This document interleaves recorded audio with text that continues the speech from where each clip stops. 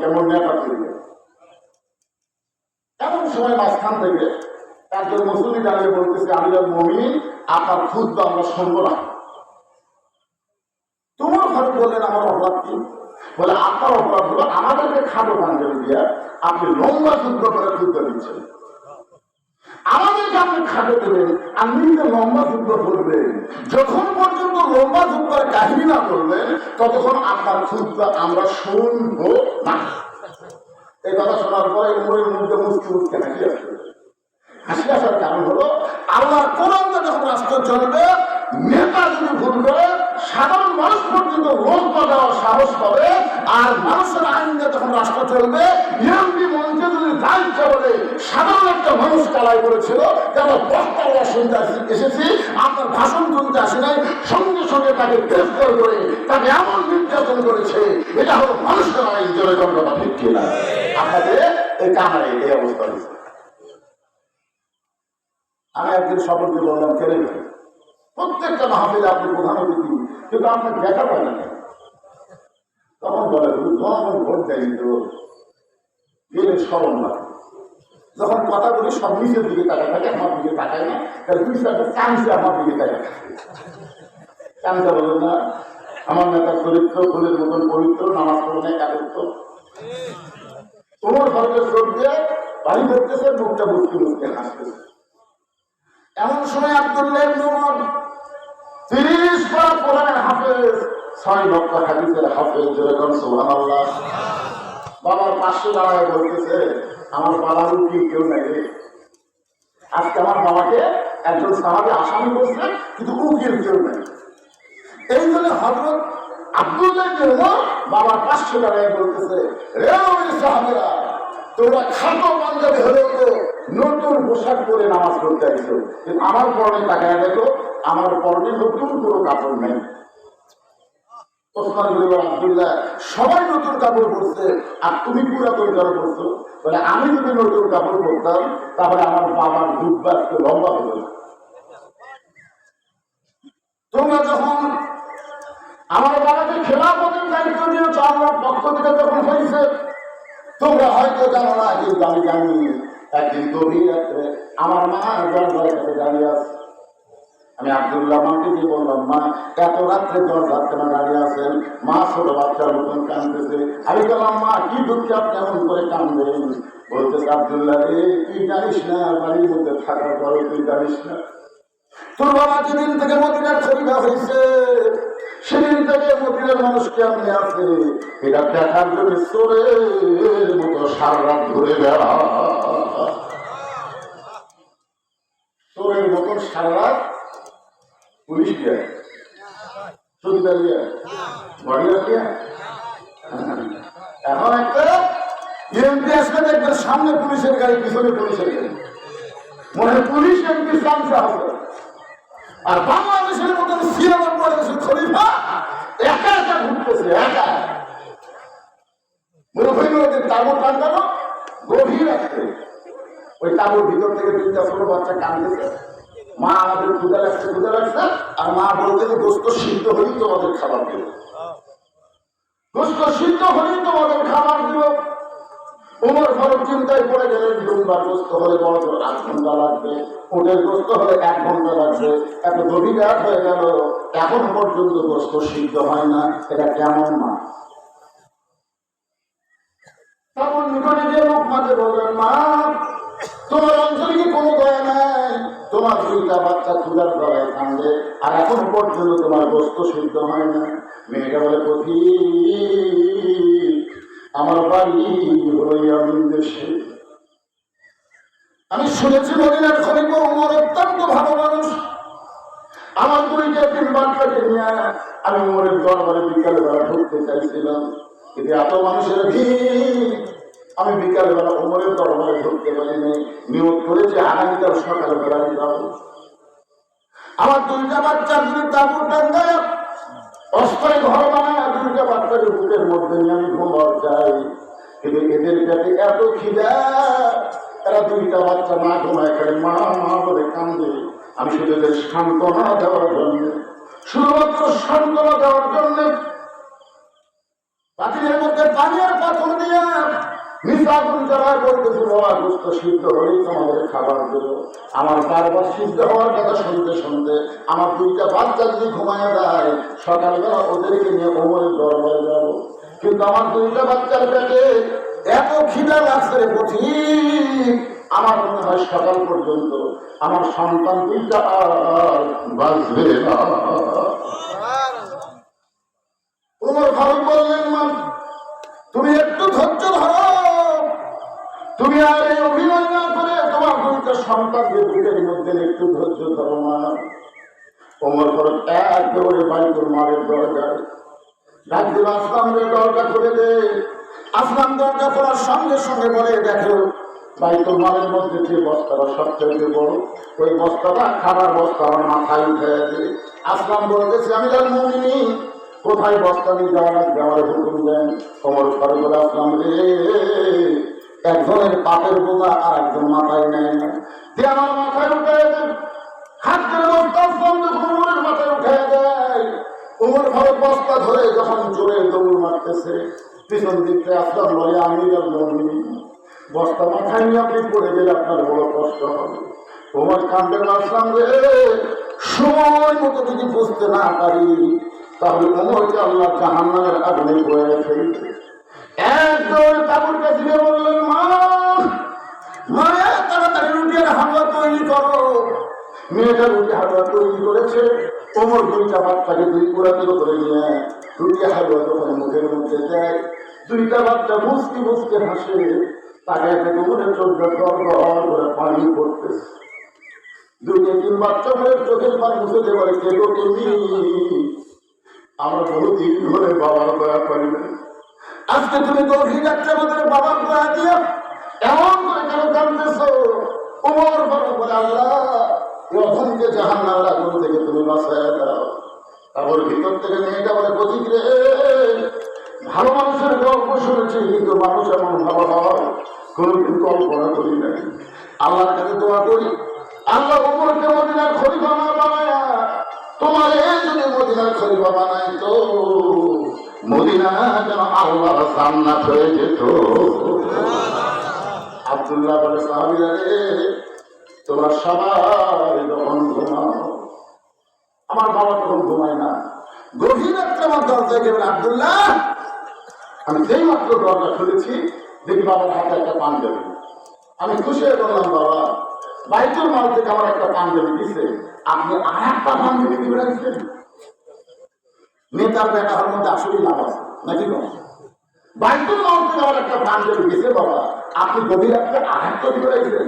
সঙ্গে সঙ্গে ওমর ফারুক আল্লাহর কোরআন থেকে তেলাওয়াত করলেন ইন্নাল্লাহা ইয়ামুরুকুম আন তুআদ্দুল আমানাতি ইলা আহলিহা ওয়া ইযা হাকামতুম বাইনান নাস আন তাহকুমু বিল আদল। আব্দুল্লাহ রে এমন কথা তুই কেমনে বললি? তুই একটা পাইছিস, তোকে আর একটা দিবে রাখছি, এই কথা তুই কেমনে বললি? ওয়া ইযা হাকামতুম বাইনান নাস আন তাহকুমু বিল আদল। মানুষের মধ্যে কাউকে যখন হাকিম বানানো হয়, নেতা বানানো হয়, সে নিজের ইচ্ছা মতো চলতে পারে না, সে আল্লাহর আইন মতো চলে। আব্দুল্লাহ বলতে গভীর একটা আসলে চলবে তো এ তুমি বলছি এত রাগ করা যাবে। বললেন বাবা এই পাঞ্জাবিটা আমার ভাগে বলছে, এখন তুই বল আগামীকাল জুমার দিন এই ছোট পাঞ্জাবি পরে যদি আমি খুতবা দিবার চাই। মানুষ কিন্তু মুসলিমের পোশাকের দিকে খুব একটা তাকায় না, ইমানের পোশাকের দিকে সবাই তাকায় থাকে। মুসলিমের আমাদের শার্ট করে নামাজ পড়ে। আপনারা কোনোদিন আপনারা কোন মুসলিম ইমামকে দেখছেন যে শার্ট করে নামাজ পড়াবে? যদি পড়ে সবাই বললো দেখেন নিজের শার্ট করার অসুবিধা নেই, কিন্তু আলিমের গায়ে কোনোদিন শার্ট দেখতে চাই। ওমর ফারুক বললে যে তোর এই পাঞ্জাবিটা আমাকে। আব্দুল্লাহ বলে আমারটা আমার বাবাকে দিলাম, বাবারটা আমারটা দিলে বাবা লম্বা যুগ বাবা নয় আজকে খুঁজতে দেয়। এখন বড় বাবার খুঁজতে শোনা যায় কিনা যায়। সমস্ত সাহাবেরা দাঁড়িয়ে বললেন আল্লাহর কোরআন যখন রাষ্ট্র চলবে এমন ভালো মানুষকে নেতা হিসেবে দেখা যাবে।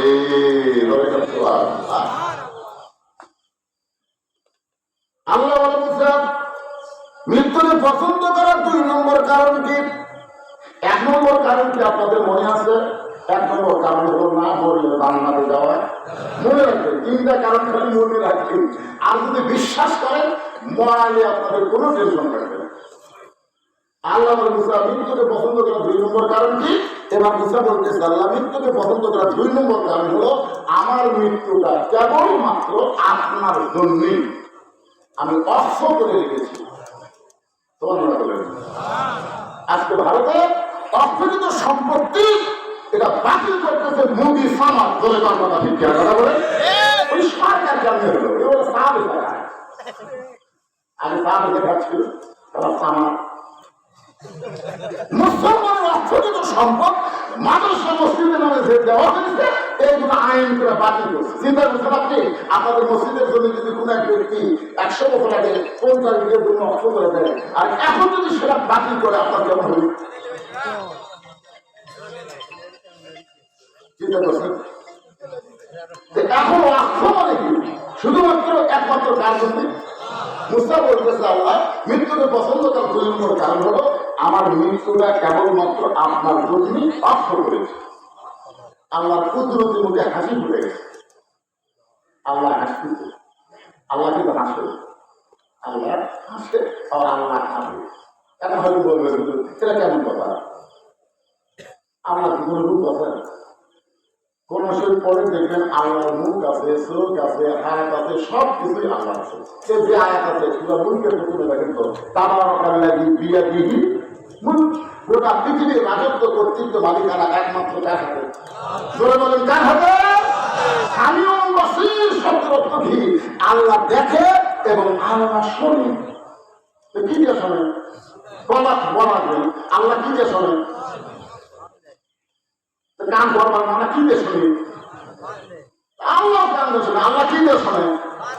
আল্লাহ কি দিয়ে দেখে? আল্লাহ ক্ষমতা যদি কি হাতে তালা আল্লাহ ক্ষমতা কি? এই জিনিসগুলো রূপ করতে ব্যবহার হয়েছে। পরিষ্কার করে আপনাদের বলে দেবো, কোনো টেনশন নেই, একটু মনোযোগ দেবেন। আল্লাহ মুসকে মুসকে হাসতেছে। মুসা কিন্তু আল্লাহ দেখবার পায়নি, কিন্তু আল্লাহর সাথে কথা বলার কারণে যখন এই যে স্ক্রিন টাচ মোবাইল ছিল না তখন কিন্তু বাটন মোবাইল ছিল, ঠিক না? তারপর এক সন্তান যদি ঢাকার থাকে মোবাইল করতে করতে যদি কান্দে আপনি কি বুঝতে পারেন না? পারেন না? আপনি তো আপনি দেখতে পাচ্ছেন না, কিন্তু মোবাইল কথা বলতে বলতে কান্দে আপনি বুঝতে পারেন। যদি হাসে আপনি বুঝতে পারেন না। তো মুসা বলতেছে আল্লাহ আপনি হাসেন কেন? আল্লাহ বলতেছে আমার হাসার কারণ হলো তুমি বড় জানার, তুমি বড় জানার। আল্লাহ বলে মুসা আমি আবার কেমন সালা করলাম? আল্লাহ বলে মুসা রে আল্লাহর জন্য যারা জীবন দিবে, আল্লাহর জন্য যারা জীবনকে অক্ষ করে রাখবে, আমি আল্লাহ বলতেছি তারা কোনদিন মরবে না। আপনাদেরকে আজকে একটা জিনিস বোঝানোর জন্য বলতেছি, ইয়াজিদ যখন ক্ষমতা চেয়ে ছিল তখন একটা গামলা করে, গামলাই বলুন, গামলা গামলা করে হাসান রাদিয়াল্লাহু আনহু মাথা জিয়াদ নামে একজন পাপী ইয়াজিদের দরবারে হাজির করলো। খুব খেয়াল করে শুনবেন, ইয়াজিদের দরবারে হাজির করলো হাসান রাদিয়াল্লাহু আনহু মাথা দেহ করে আসেন কারবালায়, আর মাথা নিয়ে গেছে কুফায়, দরজান কোথায়? কুফাতে নিয়ে গেছে। তখন ইয়াজিদের হাতে একটা লাঠি ছিল, একটা লাঠি ছিল। ওই লাঠিটা হাসান রাদিয়াল্লাহু আনহুর মুখের মধ্যে, খালি মাথা পাওয়ার জন্য ওই মুখের মধ্যে লাঠিটা ঢুকে দিয়ে বলে হোসাইন খালি জেদ করে সর্বনাশ করবে, খালি জেদ করে সর্বনাশ করবে। আজ তোমার অবস্থা কি? তোমার দেহ আছে কারবালায়, তোমার মাথা আছে কুফায়, আর আমার থেকে টাকা দেবো। আমার অবস্থা কি? আমি ক্ষমতা চেয়ে বসে আছি আর তোমার অস্তিত্ব শেষ হয়ে যায় খালি জেদ করার। তুমি যদি আমার প্রস্তাব নাই নিতে আজকে তোমার এই করুন অবস্থা হলো। মুখের মধ্যে লাঠি ঢুকে যখন যাবি বারবার বলতে হোসাইন তুমি শেষ আর আমি আছি, তুমি শেষ আমি আছি। এ কথা কয়েকবার যখন বলেছে সমস্ত মুসলমানেরা মাথা নিচু করে বসে আছে। কারণ কেউ মাথা তুলতে না, কারণ মাথা তুললে তার মাথাও। এমন সময় 80 বছরের একজন সাহাবী, 80 বছরের একজন সাহাবী ইয়াজিদের দরবারে ছিল। সে আর বসে থাকতে পারলো না, সে দাঁড়িয়ে বললেন ইয়াজিদ ক্ষমতার চেয়ার পাইছে বলে মুখে যা সে তা বলতে পারো না। তুমি যে হোসেনের মুখে লাঠি ঢুকায় তিরস্কার করতেছ, তুমি কি সে হোসেনকে ছিল? বেয়াদবি করার সাহস তুমি পাইবে না। এখন আপনারা চিন্তা করেন তো, বুড়া মানুষ লাঠি ভরতে ভরতে কি বসিছে না দাঁড়াছে, আর এখনকার বুড়ে মসজিদের জায়গা শুয়ে দিলে বসে। যুবকদের চাইতে বুড়াদের মনের পাওয়ার বিষয় হবে, কারণ বুড়ারা হলো সত্যের যুগের মানুষ আর যুবকরা হলো ভেজাল যুগের মানুষ। এখানে যারা মুরব্বী আছে আমরা একশো স্বীকার করা না, আর বর্তমানে অধিকাংশ বাচ্চারা হলো স্বীকার করা বলে। আপনি জানেন এই এনামত আর স্বীকারের মধ্যে তফাৎ কি? একটা স্বীকার করার বাচ্চা ভালো হবে, একটা হবে যে কথা স্বীকার করা। এই মোবাইল ছাড়া ভাত খায় না, মোবাইল ছাড়া টাইম না থাকে না, জলের কথা দিচ্ছে না অস্থির। একটা বুড়ো মানুষ লাঠির ভরতে ভরতে বেড়া বলতেছে, মুখে যা আসে তা বলতে পারো না। তুমি যার মুখে লাঠি ঢুকে তিরস্কার করতেছ, তুমি তাকে ছিল। আমি একাধারে 10 বছর আল্লাহ নবীর খাদেম ছিলাম। গোলাম ছিল এ কথা বলা হবে না, গোলাম রসুল নাম রাখা যাবে না। কেউ যদি বলে গোলাম রসুল হারাম, গোলাম রব্বানি রাখা যাবে। আমার কথা জিজ্ঞেস করবেন কি রাখা যাবে? গোলাম রব্বানি, গোলাম রব্বানি, রব্বানি গোলাম। রব্বানি মানে কি? আমাদের রব, রবের গোলাম। গোলাম রসুল রাখা যাবে না, গোলাম রব্বানি রাখা যাবে। এখন আমি 10 বছর নবী কি ছিলাম? খাদেম ছিলাম। খেদমত করার জন্য নবীর কোন খেদমত হয় নাই। একদিন আমার বলতেছে আল্লাহ নবী আমাকে বলল, না তুমি ফাতেমার বাড়ি থেকে একটু দই করে পেয়ারা নিয়ে আস। এই বলে আমার একটা গিলাসে পাঠিয়ে দিল। আমি রাস্তার মধ্যে দেখলাম কতগুলো যুবক দাঁড়িয়ে কি যেন করতেছে। আমি সে দেখলাম যুবকের একটা খেলাধুলা করতেছে। গিলাসটা হাতে নিয়ে আমি যুবকদের সঙ্গে খেলাধুলা শুরু করে দিলাম। আল্লাহ নবী ঘন্টার পর ঘন্টা হয়ে যায়। আনাস ফাতেমার বাড়ি থেকে যখন গান নিয়ে আসতেছে, নবী চিন্তায় পড়ে গেল, ছোট্ট মানুষ না জানি কোথায় গেল। রাসূল রাস্তা দিয়ে দেখতেছে ছেলেদের খেলার মধ্যে আনাস সামিল হয়ে গেছে। আল্লাহ নবী দাঁড়িয়ে দেখতেছে আর মুস্কি মুস্কি হাসতেছেন। বলে যেই মাত্র আমাদের চোখ করে দিকে সঙ্গে সঙ্গে আওয়াজ থর থর করে কাঁপতেছে, কারণ তার মনে পড়ে গেল নবী বাবাকে তেল নেওয়ার জন্য ফাতেমার বাড়িতে পাঠাইছে। নবী দৌড়ে গিয়ে আনাসের মাথাটা নিজের বুকের মধ্যে চেয়ে ধরে বললেন, এই বয়সের বাচ্চারা চাইতে ভালো কি হবে? আনাস বলতেছেন, 10টা বছর নবীর খেদমত করেছি, কোনদিন নবী আমাকে বলে না এইটা কেন করছো, এইটা কেন করো নাই। সে আমার বলতেছে আমি নবীর ঘরের মধ্যে ছিলাম। নবী তখন নামাজের সেজদায় যে হোসাইনের মুখে লাঠি ঢুকে তিরস্কার করতেছ, ওই হোসাইন তখন ছোট্ট বাচ্চা। হঠাৎ ঘরের দরজা খুলে নবীর পিঠের উপরে লাফতে উঠে বলতেছে, চল ঘোড়া চল, চল ঘোড়া চল। আমি আমার দাঁড়িয়ে দেখতেছি নবী নামাজের সেজদায়, কিন্তু হোসাইন নবীর পিঠে চড়ে বলতে, চল ঘোড়া চল, চল ঘোড়া চল। আমি চিন্তা করলাম ছোট্ট মানুষ বুঝতেছে না, এই কারণে নবীকে ঘোড়া বানাইছে। আমি আজ যখন আমার জায়গা থেকে এসে হোসাইনকে নবীর পিঠ থেকে নামাবার চাই, এমন সময় নবীর হাতটা নিষেধ করলেন। আমি আশ্চর্য হয়ে গেলাম। কিছুক্ষণ পরে হোসাইন বলতেছে যে ঘোড়া চলে না, সেই ঘোড়ার পিঠে চলে আমার লাভটা কি?